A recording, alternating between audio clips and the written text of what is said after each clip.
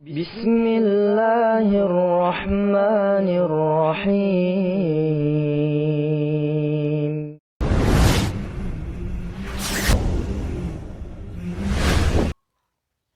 Jemaah yang dirahmati Allah Subhanahu wa taala.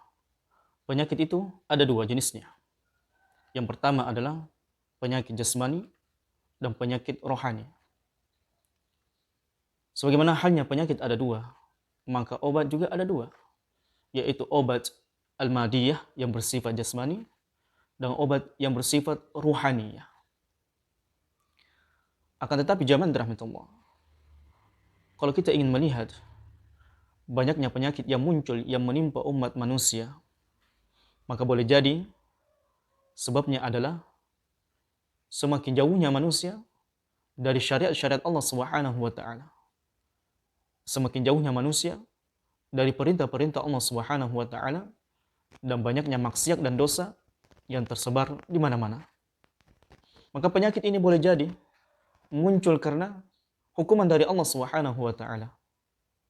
Karena setiap bertambah dosa, maka bertambah pula hukuman musibah yang Allah Subhanahu wa taala timpakan kepada umat manusia. Sesungguhnya banyaknya kerusakan yang terjadi tidak lain karena ulah tangan manusia itu sendiri. Sebagaimana Allah Subhanahu wa taala berfirman, "Dhaharal fasadu fil barri wal bahri bima kasabat aydin nas." Sesungguhnya telah nampak banyak kerusakan di lautan dan di daratan karena apa yang dilakukan oleh manusia. Sehingga jemaah dirahmati Allah Subhanahu wa taala, pentingnya kemudian kita menyadari diri bahwasanya dosa dan maksiat inilah yang kemudian banyak memunculkan penyakit demi penyakit yang sampai detik ini belum ada obatnya. Dan tidak sedikit kaum muslimin yang apabila ditimpa dengan penyakit, dia kemudian mendatangi dukun dan tukang sihir, meminta jimat-jimat, jampi-jampi, atau ritual-ritual tertentu yang diperintahkan oleh jin untuk menyesatkan umat manusia. Padahal zaman dirahmati Allah, sesungguhnya jampi-jampi, jimat-jimat dan sihir adalah merupakan perkara syirik di sisi Allah Subhanahu wa taala.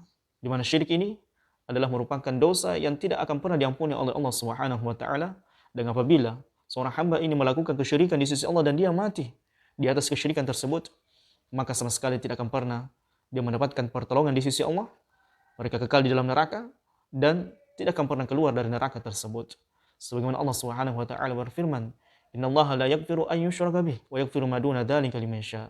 Sesungguhnya Allah tidak akan pernah mengampuni dosa syirik dan mengampuni dosa selain syirik. Dan alhamdulillah jemaah rahmatullah, kalau kita ingin membaca dan mentadabburi Al-Qur'an, maka sungguh Al-Qur'an ini adalah merupakan obat yang sangat mujarab bagi penyakit-penyakit yang ditimpakan kepada manusia. Bukankah Allah Subhanahu wa taala berfirman, "Wa nunazzilu minal Qur'ani ma huwa syifaa'un wa rahmatan lil mu'minin." Dan sungguh kami telah menurunkan Quran sebagai syifa, sebagai obat dan rahmat bagi orang-orang yang beriman. Wala yazidul zalimina illa khasara. Dan tidaklah ditimpakan, diberikan kepada orang-orang zalim kecuali kerugian. Maka kerugianlah orang-orang yang meninggalkan Quran. Kerugianlah orang-orang yang tidak membaca Quran. Kerugianlah orang-orang yang tidak mentadabburi Al-Quran. Sebab Al-Quran ini adalah syifa, dia adalah obat. Sebagian para ulama mengatakan Allah menyebutkan kata syifa di dalam ayat ini dalam bentuk nakirah, yang menunjukkan Al-Quran adalah obat jasmani dan obat rohani.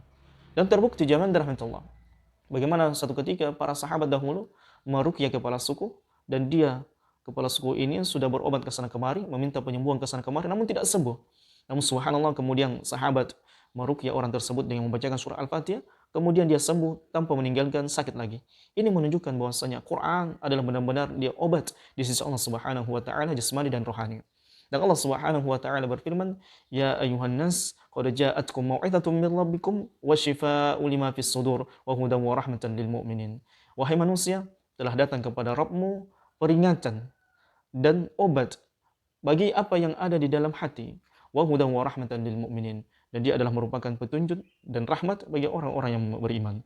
Oleh karenanya jamaah rahmatullah, jangan pernah kita meninggalkan Quran. Jangan pernah kemudian kita tidak mentadabburi Al-Quran, tidak pernah membaca Al-Quran. Sebab Quran itu adalah merupakan syifa bagi orang-orang yang beriman. Dan dia adalah merupakan petunjuk bagi orang-orang yang beriman. Dan dia adalah merupakan rahmat bagi orang-orang yang beriman.